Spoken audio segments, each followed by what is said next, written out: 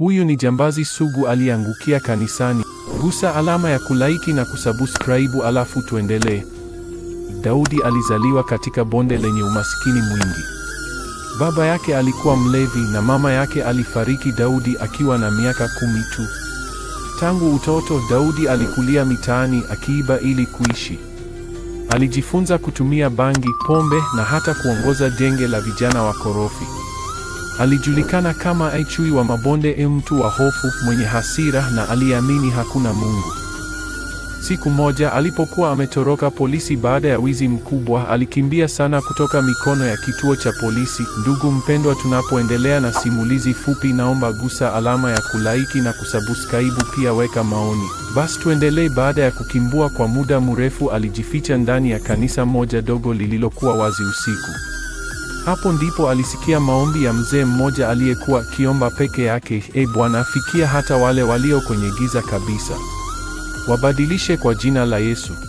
Maneno hayo yalimgonga kama risasi.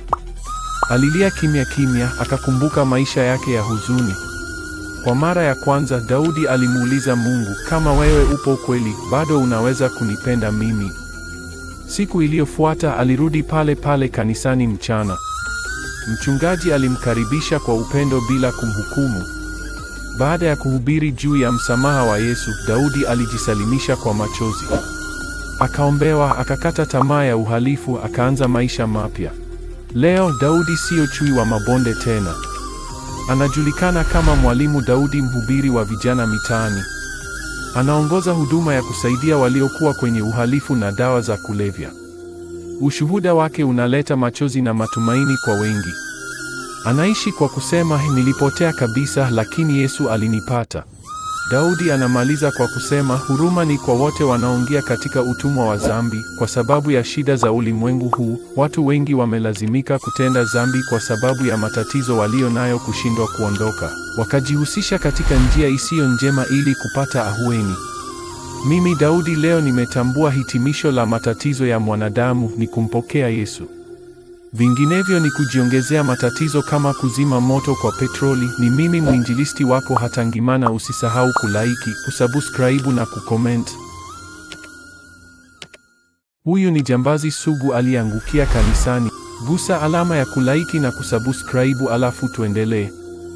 Daudi alizaliwa katika bonde lenye umaskini mwingi.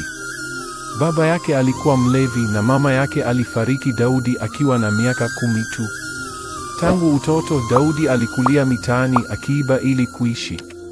Alijifunza kutumia bangi, pombe na hata kuongoza genge la vijana wakorofi. Alijulikana kama chui wa mabonde, mtu wa hofu, mwenye hasira na aliamini hakuna Mungu. Siku moja alipokuwa ametoroka polisi baada ya wizi mkubwa, alikimbia sana kutoka mikono ya kituo cha polisi. Ndugu mpendwa, tunapoendelea na simulizi fupi, naomba gusa alama ya kulaiki na kusubscribe, pia weka maoni. Basi tuendelee. Baada ya kukimbua kwa muda mrefu, alijificha ndani ya kanisa moja dogo lililokuwa wazi usiku.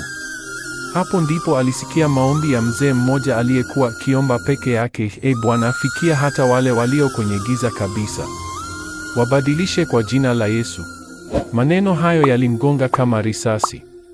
Alilia kimya kimya, akakumbuka maisha yake ya huzuni. Kwa mara ya kwanza Daudi alimuuliza Mungu, kama wewe upo kweli, bado unaweza kunipenda mimi?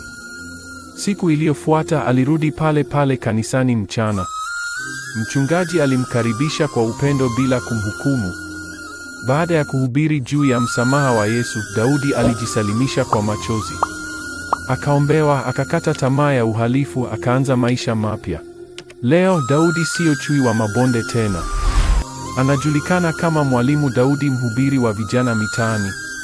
Anaongoza huduma ya kusaidia waliokuwa kwenye uhalifu na dawa za kulevya. Ushuhuda wake unaleta machozi na matumaini kwa wengi. Anaishi kwa kusema, nilipotea kabisa lakini Yesu alinipata. Daudi anamaliza kwa kusema, huruma ni kwa wote wanaoingia katika utumwa wa dhambi. Kwa sababu ya shida za ulimwengu huu, watu wengi wamelazimika kutenda dhambi kwa sababu ya matatizo walio nayo kushindwa kuondoka. Wakajihusisha katika njia isiyo njema ili kupata ahueni. Mimi Daudi leo nimetambua hitimisho la matatizo ya mwanadamu ni kumpokea Yesu. Vinginevyo ni kujiongezea matatizo kama kuzima moto kwa petroli. Ni mimi mwinjilisti wako Hatangimana. Usisahau kulike, kusubscribe na kucomment.